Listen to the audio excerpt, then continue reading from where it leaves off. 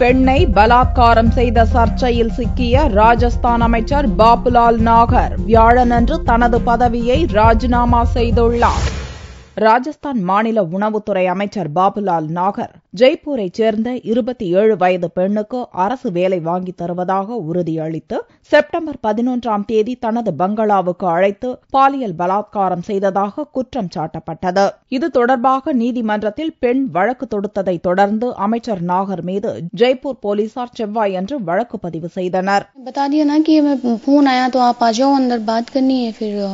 मेरे साथ थोड़ी छेड़खानी करने लग गए. मैंने मना भी किया कि इस तरीके से आप जो भी कर रहे हैं वो सही नहीं है और इस चीज को किसी को भी बोलेंगे तो फिर मेरे मतलब आप कुछ भी उनके आप किसी को बोलोगी तो मैं राजनेता हूँ, मैं कुछ भी करवा सकता हूँ, मरवा सकता हूँ आपको जान से. और एक ये भी कहा कि भाई आप जिस तरीके से भौंरी भर गई ऐसे आप भी मर जाओगी.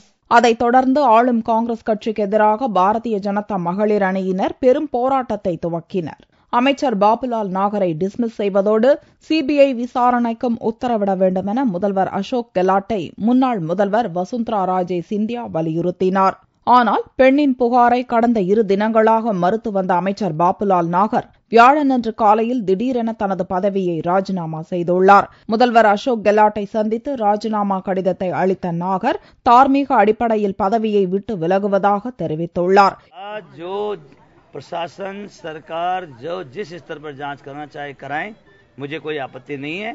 लेकिन सिर्फ ये कहना कि मेरी पार्टी और मेरे सरकार को इस तरह से डॉक्यूमेंट डालने का प्रयास कर रहे हैं कि वो जांच को प्रभावित करेंगे, उन जांच से प्रभावित की बात करने वाले लोगों. இந்த ஆண்டு இறுதியில் சட்டசபை தேர்தல் நடக்கவுள்ள நிலையில் பாலியல் பலாத்கார புகாரில் சிக்கி அமைச்சர் ஒருவர் பதவியை பறிகொடுத்திருப்பது காங்கிரசுக்கு பெரும் பின்னடைவாக கருதப்படுகிறது. பெண் விவகாரத்தில் சிக்கி பதவியை பறிகொடுக்கும் 2வது ராஜஸ்தான் அமைச்சர் நாகர்.